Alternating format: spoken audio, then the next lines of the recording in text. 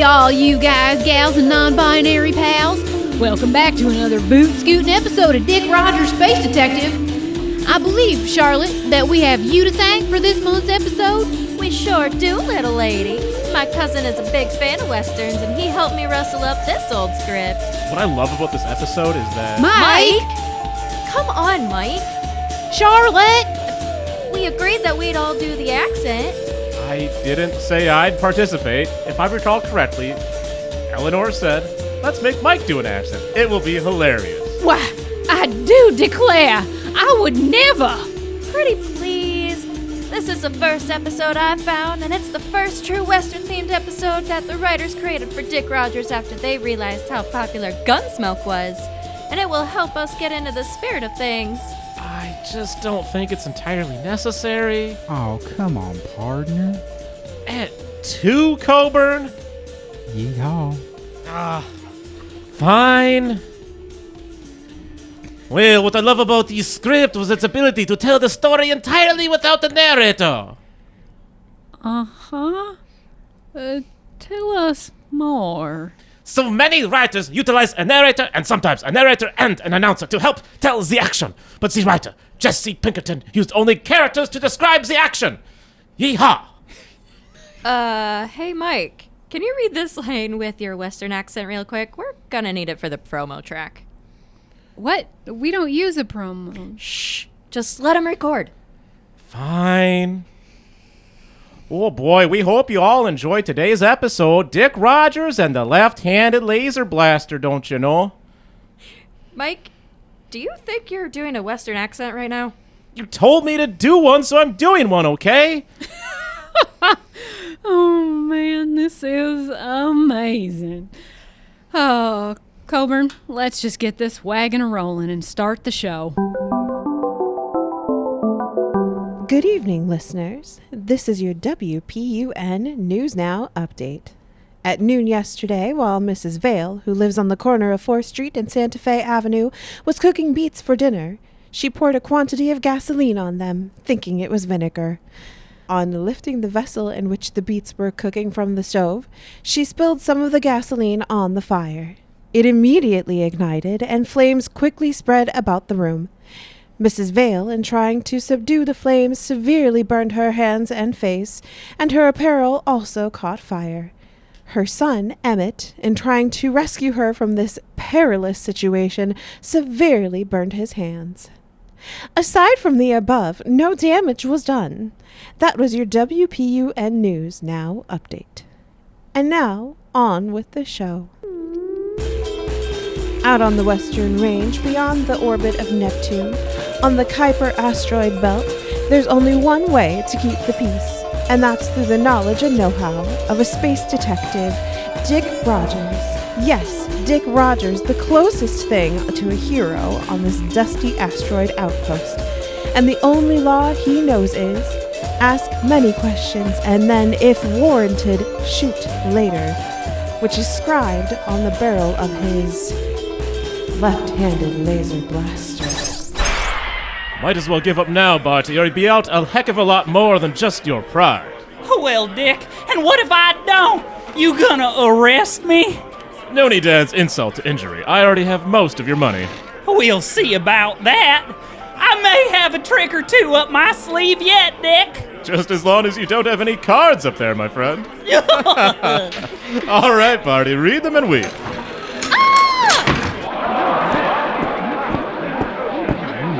Detective Rogers, you better come quick. There's a body behind Old Man Wilson's general store. Poor fella. Yes, that's definitely Mr. James Clark. Oh, such a shame. A stand-up member of our community. Slain in the street with a slice to his neck. No better than the cattle he raised. Who would have even done something like this, boss? Well, Barty, violence on the outer range comes to all men, eventually. Today we bid farewell to Mr. James T. Clark, upstanding citizen, fair and just employer, dedicated philanthropist, loving husband to Jean, caring friend to us all, and a God-fearing man. His body, freeze-dried and preserved forever, will now be launched into low orbit, circling, keeping an ever-vigilant watch over all of us. Now when we look to the night sky and see the blinking casket light, may we remember the good times we had, the great work accomplished, and the greatest of all, James Clark's dedication to his land and his people, those of us left on this mortal coil to mourn his loss. Oh no, Dick. Look at poor Mrs. Jane. She shook up something awful. Keep your ears open over there, Barty. I'll go over and pay my respects. I'll ask some questions of the newly minted widow. You don't think? Barty, once you've been at this as long as I have, you realize it's best not to think. Only ask questions. Oh, Dick, thank you for coming. You know, my James thought the world of you and your detecting skills. I just hope you can use your knowledge and know-how to get to the bottom of this one. Yes, I'm sorry for your loss, Jane. Speaking of detecting, even today, on his send-off day, I can't help but wonder who would have wanted your Mr. Clark dead. Seems like not many folks had motive or incentive to do such a thing.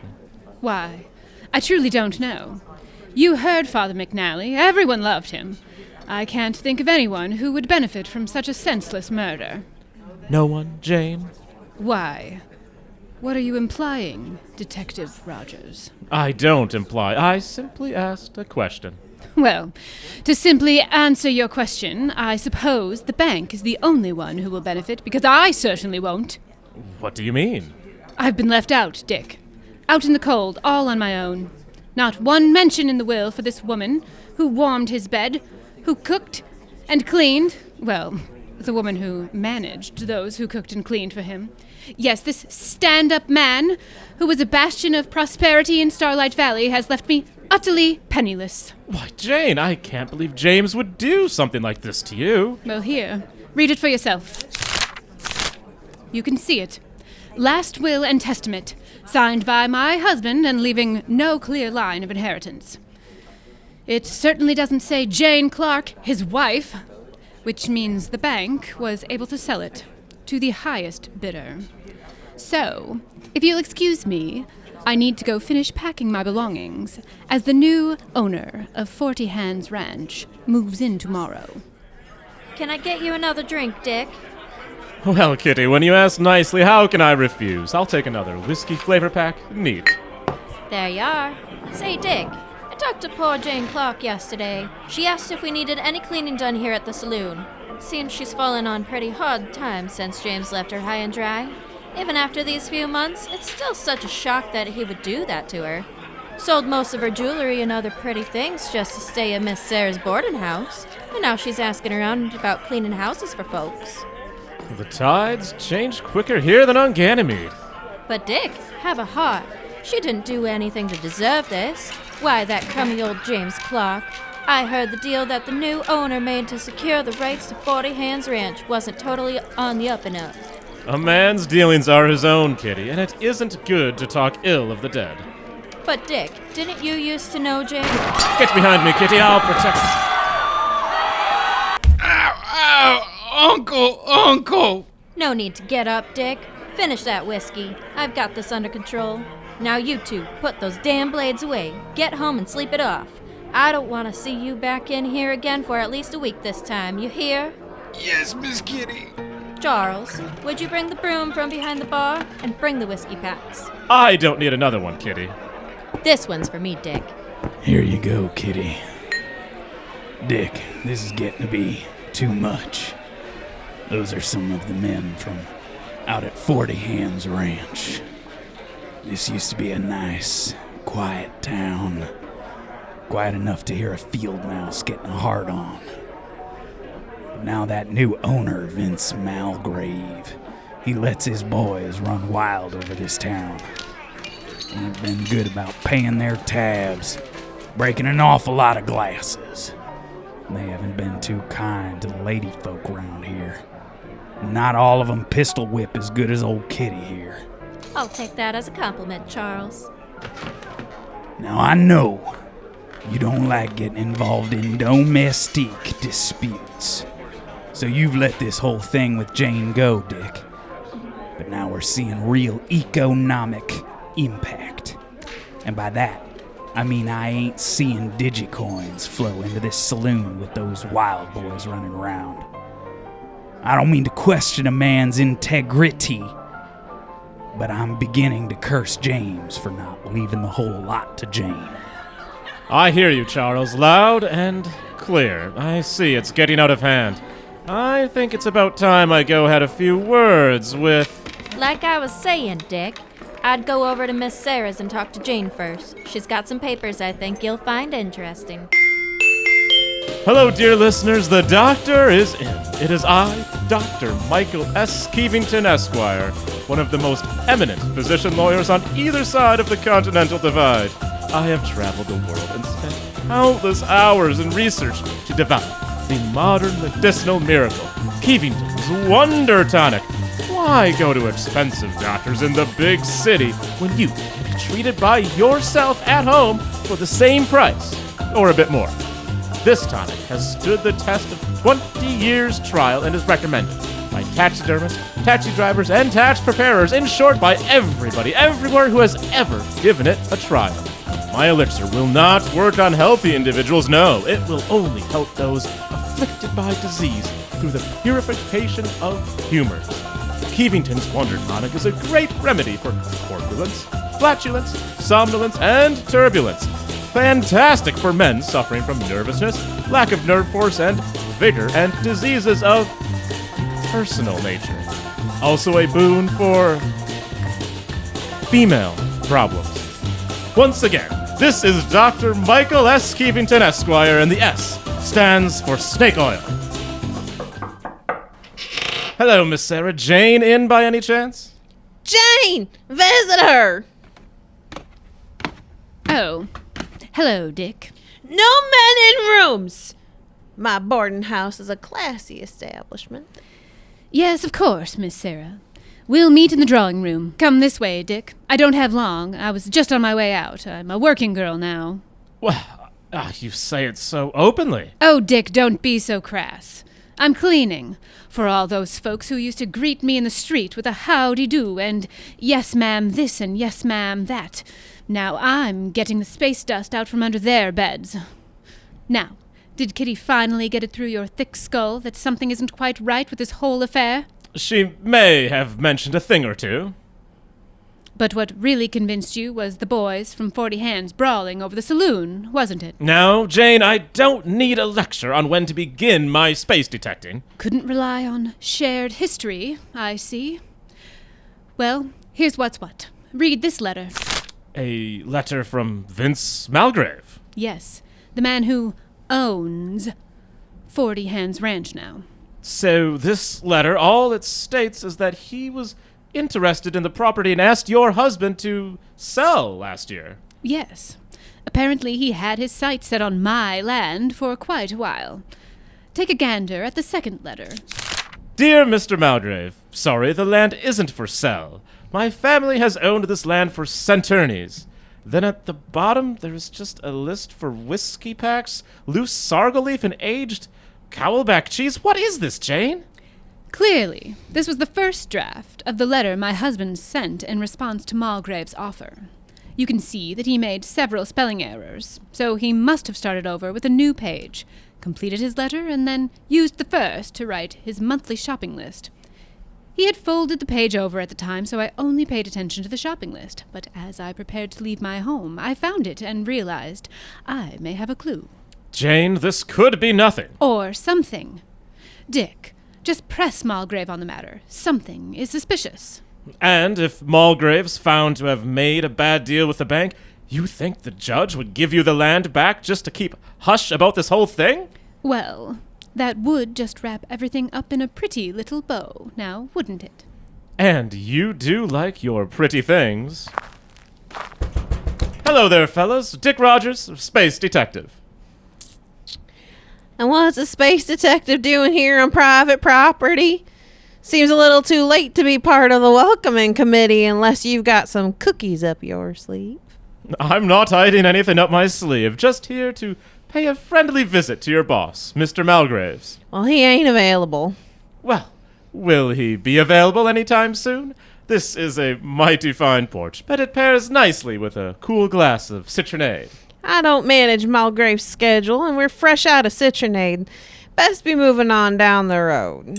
That's a mighty sharp blade you got there. That looks just the same as your compatriots I saw fighting in town the other day. I see that you're busy here, cleaning your nails. I'll get out of your hair, but tell your boss I need to speak to him.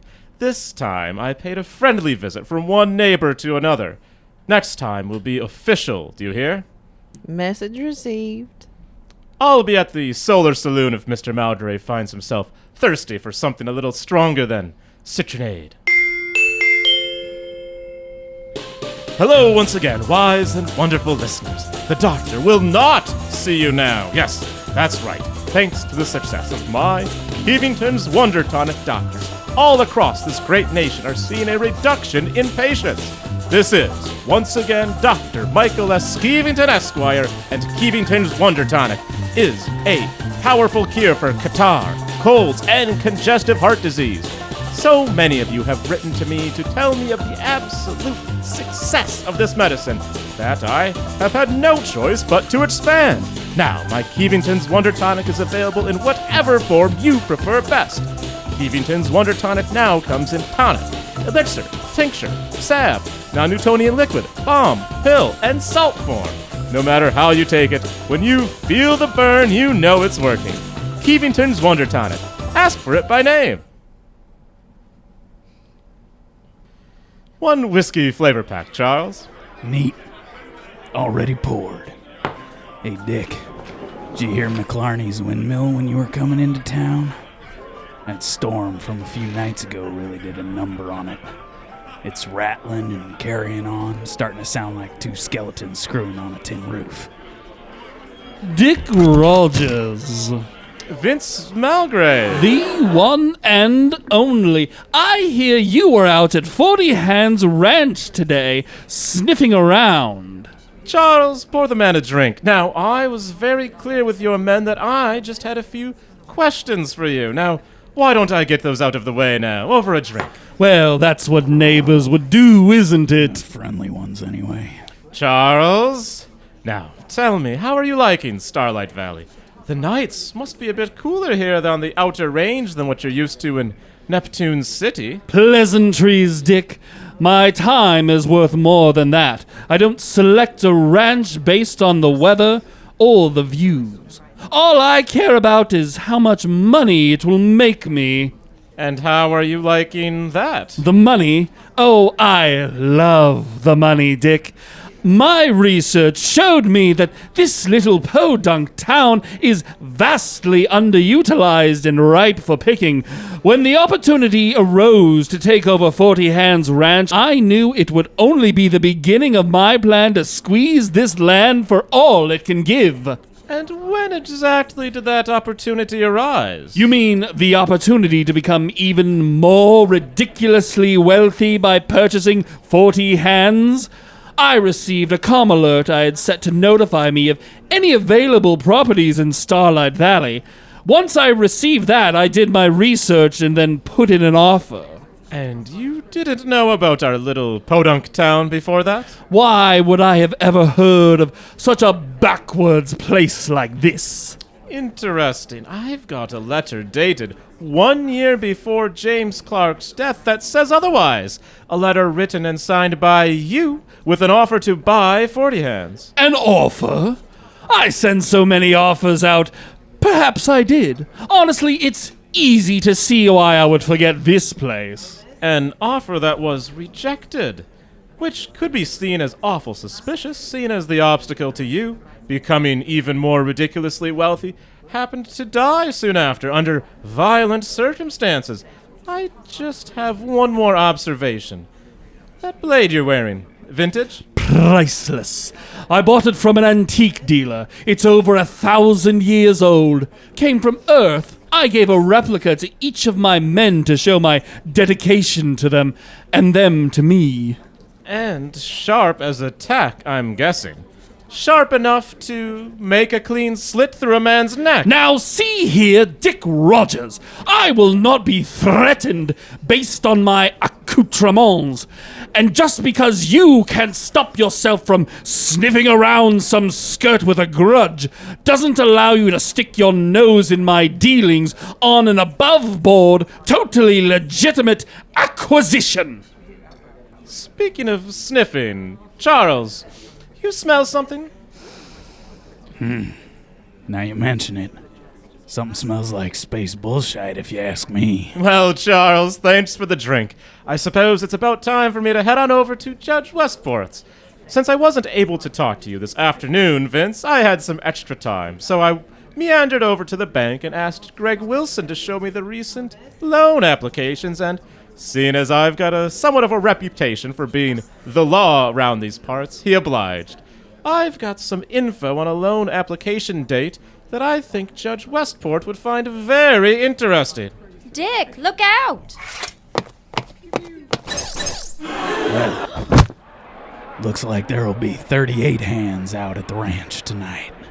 Dick, thank goodness you're right. You're an awful quick draw for a southpaw. Thank you, Kitty. Sorry about the mess, Chuck. Well, you know what they say. Can't take down a snarfle without getting things a bit messy. Guess it's time to close things down for the night. We're gonna need to do some deep cleaning tonight, Kitty. Read 'em and weep, Dick! The rock, the blaster, the nebula, and the rocket. The whole asteroid shebang. That means I win! Not so fast, Barty. You may have the asteroid shebang, but I just happen to have 5 black cards. An empiric black hole. Dang it, Dick, how do you do it? Oh, Barty, you're never going to best Dick at space poker. Oh, Miss Jane, you look lovely tonight. Very glad to know you're back on your feet and that 40 hands is in good, well, hands. And I know I've been trying to win all night and I can't seem to get ahead.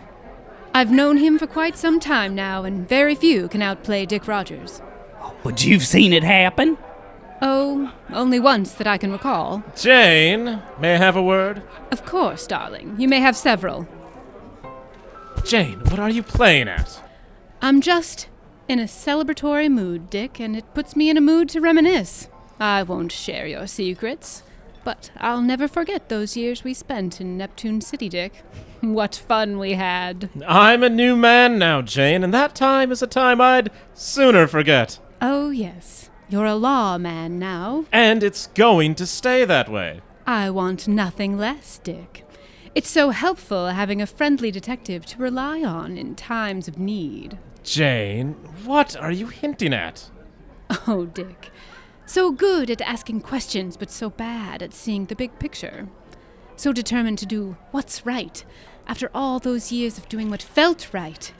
You seem to have turned a blind eye to who I used to be, too, Dick. So did everyone else. As soon as I was widowed, I became invisible. To you, to this town, to Greg Wilson over at the bank, who barely said 2 words to me as I cleaned up every night, sweeping dirt off the floor, putting away confidential loan books, strategizing the best way to take out the trash. And by trash, you mean... It's so simple to change a few numbers. An 8 becomes a 3 so easily. And then suddenly a loan seems to have been requested 5 months before a man died. And a grieving widow. It's so easy to see why she would want a detective to dig deeper into an innocent note she found. You have to agree, Dick.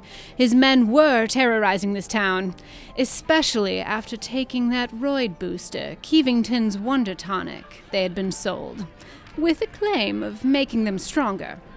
But we all know an overdose of that stuff can cause anger and aggression.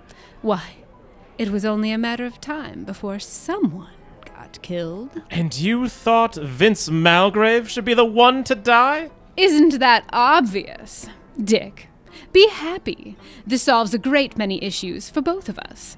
The judge agreed that without another buyer, the land should rightfully go to me, Clark's widow. And you have peace and quiet in this little town of ours. Jane! Dick! The best way for me to forget about our past is to let me be in this new future. Fine. You sure did tie this up nicely in a pretty bow, didn't you? I do love my pretty things.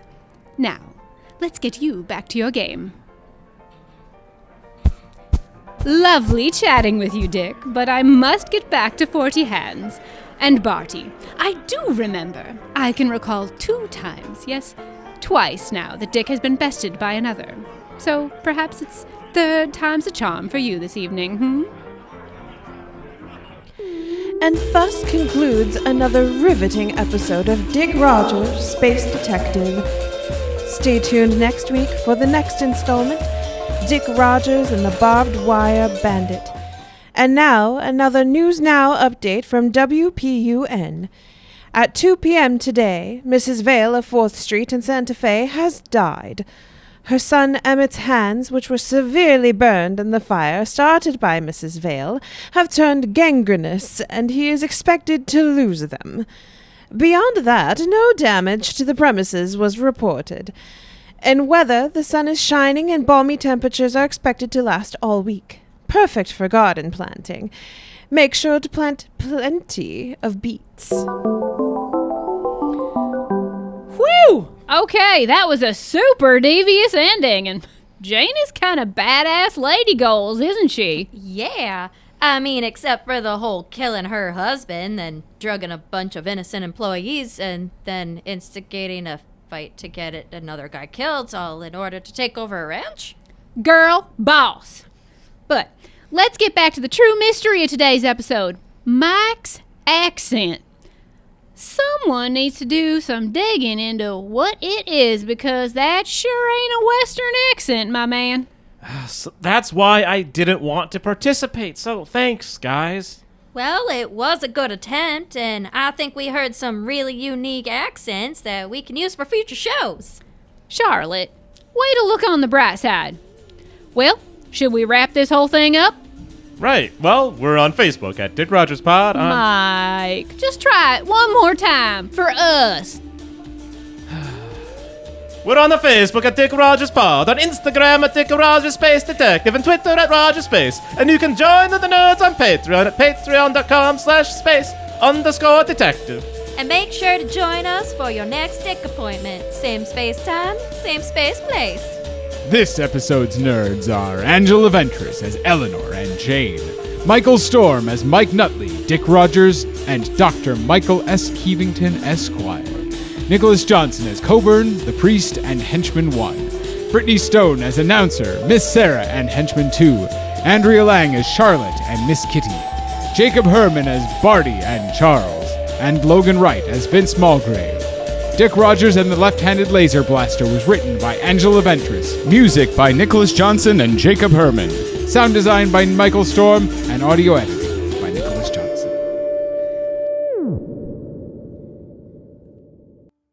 They're about as welcome as a porcupine at a nudist colony. Loose as ashes in the wind. Hotter than a whore in church out there. It's like stuffing a wet noodle up a wildcat's ass. That idea went over like a fart in church.